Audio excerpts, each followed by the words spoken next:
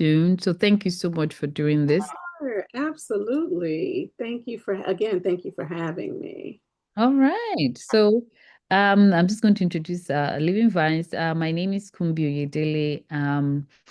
I am the executive director of Living Vines Mental Health Foundation. And what we do is we provide evidence-based mental health and substance use prevention to the society. We are based in Nigeria and we are also faith-based. And so one of the things that we do is we do provide, looking for evidence-based. And so we're having our first virtual conference at the end of the July. So July 31st, August 1st. Mhm. And Miss Kelly Cage is one of our gr precious presenters, and we're so grateful to have you here. So I'm nice to have you.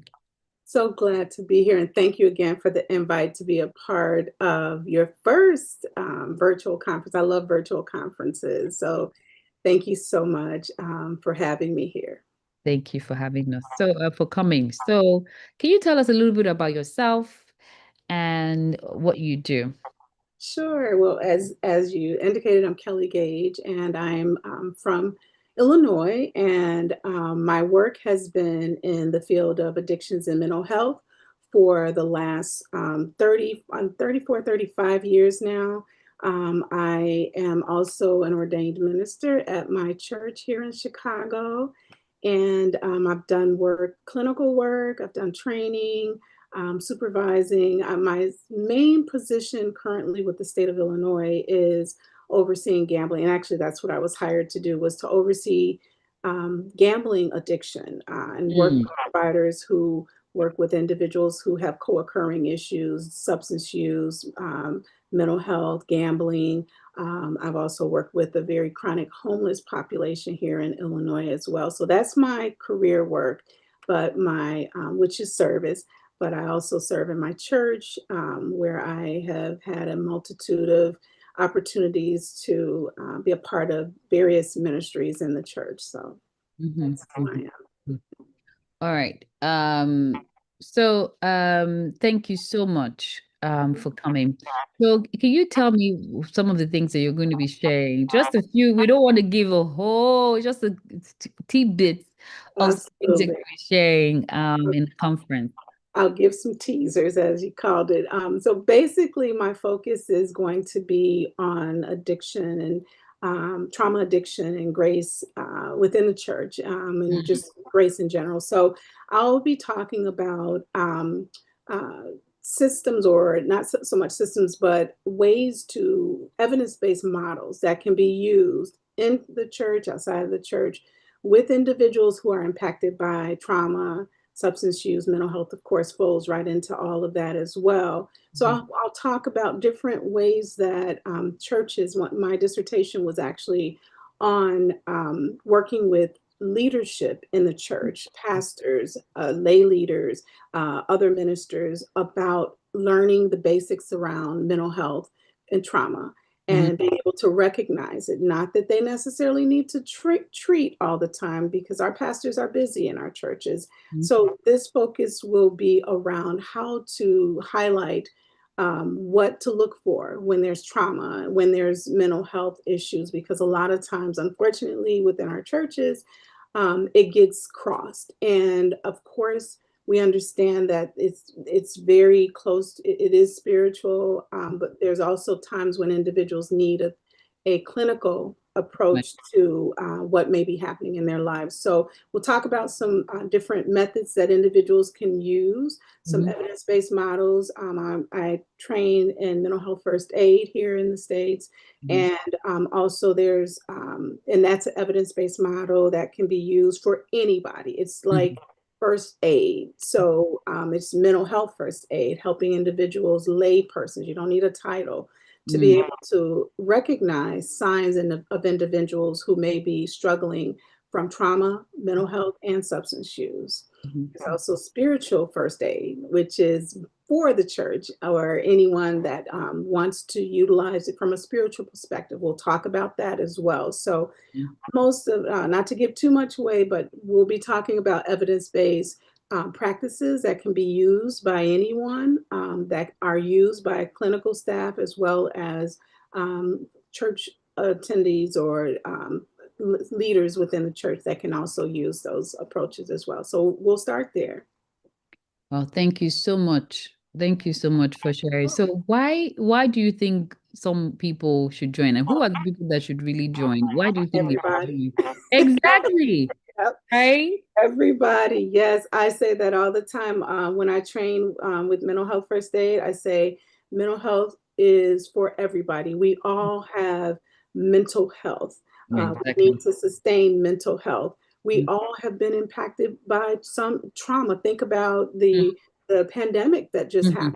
mhm, That was a pandemic. It was worldwide. So we were impacted by something we had never experienced before. right. And then even if we may not have traumatic events that have made a difference in our lives or impacted our lives, we know of individuals who have been impacted by trauma. We know Right. of individuals who have also been impacted or used substances for various reasons. Mhm, So I think any person should have the knowledge. The scripture tells us that my people perish for lack of knowledge. And we want to make sure that, and I've seen the lineup, you have to be there. yeah. Next time you be there, you have to be there because it's an opportunity to gain more knowledge and be able to, again, identify when an individual is struggling, when an Mhm, individual is in need. And sometimes that person may be sitting right next to us. I keep referring back to the church because I know you're faith-based, but mhm, we are faith-based, but they may be sitting right next to us and we don't even know that. So we need to, it's for everybody. It's for mm. And then also just even talking about, like you said, we need it not just only for yourself, right? For other people as well, for you to be able to Mhm. be a support and a help for someone. And Absolutely. is it possible for us to touch on gambling a little bit? Because Absolutely. gambling is such a big issue, It right? That's something really that is. has been overlooked in so many areas, and also in the faith-based, right? The churches or communities where Mhm. we just feel like maybe this person gambling is just because, this person, it's a mirror, we don't take it as it's an addiction. Absolutely. So can you talk a little bit about gambling? Absolutely, and thank you for asking. We call it the silent addiction because Mm, with gambling, with substance use, there's usually visual symptoms that you can pick up, or you can right. smell alcohol. You can take a urine sample, and you can, Mhm, see the results of the urine sample. With gambling, it's unless it's with a co-occurring issue such as substance use or a mental mm, health challenge, you may not know until it's too late. And mm, I've encountered individuals who stated that their families had no idea that mm, they were in the trouble that they were in with mm, gambling because you're right, gambling is everywhere. When I first started in with the state of Illinois 24 years ago, we had 9 casinos. We now have 16 casinos, and that's just mm, casinos. We have mm, over 40,000 video gaming terminals that are in restaurants, gas mm, stations, airports, mm, all over the place. So mm, gambling is widespread. And then when sports betting happened, mm, it happened or it became available in Illinois right at the height of the pandemic. And mm, gambling is on our phones, right? People can access it on their phones. right. Are impacted with gaming. So there's gaming, there's gambling. And Mm, we did a study here in Illinois back at the height of the pandemic, and we found that there were so many individuals impacted just in our state mm, alone, over 1 million people impacted. That may not mean that they actually yeah, have a gambling disorder, but they have been impacted by it.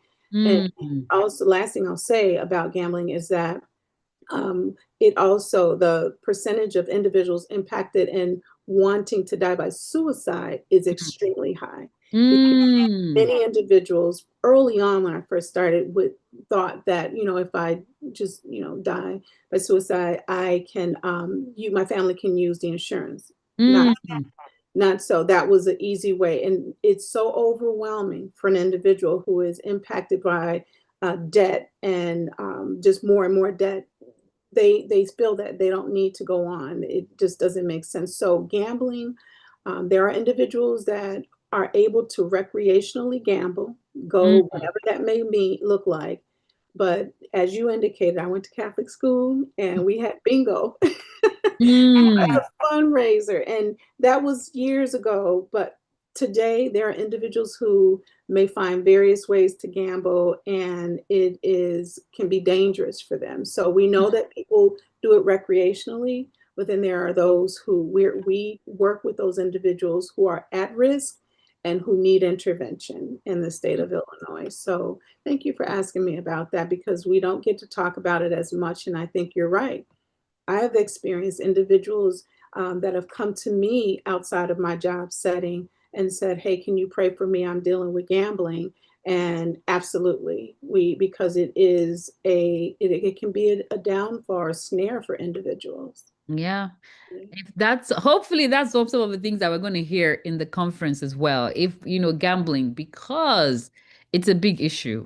Just talking about it, I had spoken to someone that not too long ago that their child was struggling with gambling, and it was a big issue. They didn't realize, and like you said, there was the suicide thoughts, Mhm. that suicide attempts of suicide, and it's a big deal. It's a big Yes, deal, and parents don't know what to do. They don't absolutely. know what to do, right?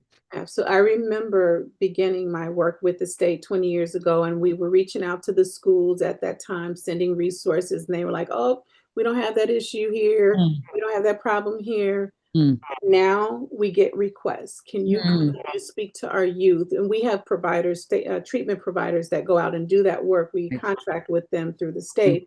So they mm, go out and they speak at schools, but it's more popular now than mm, ever. And so what I remember one of my providers saying when we were starting the gambling program was, gambling was like 30 years behind addictions. And now mm. we're finding that we are still behind much of addiction as it relates to substance use. Right. Gambling is on the it's there, and so Mm, there's a national council on problem gambling. I'll be going to a conference there in just a couple of weeks, and mm, people come from around the world because mm. gambling is a worldwide issue, and It not is. everybody can gamble recreationally. Mm. And also, just even talking about real quick as we wrap up, gaming. I Hmm. think gaming one is the one that most of the younger ones are also into. We Yes. can really talk about it and what's the difference between the gaming and the gambling, if there's any difference. Yeah. So gaming, of course, are things that a lot of, like you said, kids get into a lot, but we have some adult gamers as well that it becomes problematic for. But that's usually where we see most of our youth gamblers, Mhm. although many of them are starting to get into sports betting as well as they become young adults. Mm, But yes, gaming and gambling, they're the same. It's really the same. Gambling is any activity that you wage an amount for to get something in return. For mm, gaming, our kids are gaming on their phones, and they may be challenging or betting, whatever it may be. You can bet on anything. I had gamblers who would state that, and this is still happening today, but this was years ago. They would say that they would stand at an elevator and bet one another on how quick an elevator would get to a particular floor. Now mm, we see individuals even betting on things like what color Gatorade is going to be poured on the winning coach's head at a sports event like the Super Bowl or something like mm, that. So mm, kids get into that as well. mm, Parents may not, and it may be for things like I don't know if people still trade baseball cards, but I'm trying to just mm. share just things of it value that they Right. exchange because they've lost it because they bet it against someone. Mm, But gaming is several different types of games right mm, on their phones, right at home. And of course, a lot of parents will say, "Oh, it's safe." I was one of those. I don't have children. But when I worked in a methadone program, an opioid program, at a client who was she was on methadone coming off of the opiates, the illegal opiates. And she was going to the casino. And I said, oh, great.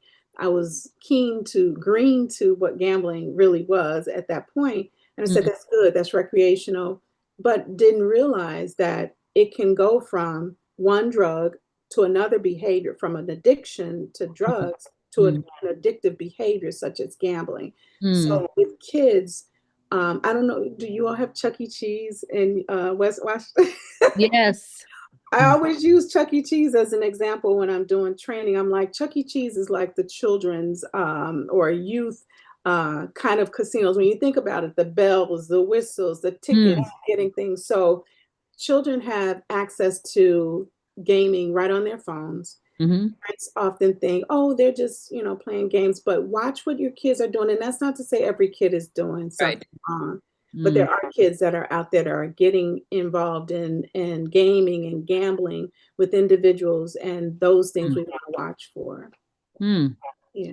Wow, thank you so much for sharing. I can't wait for us to have the whole conference. It's just going to be exciting, amazing, and we have so many information to share. So, yeah, thank you so much. Do you have any last words before we're done? No, just to again say I'm excited. I'm grateful to be able to be a part of. Oh, I would have definitely come to Nigeria if it was in person.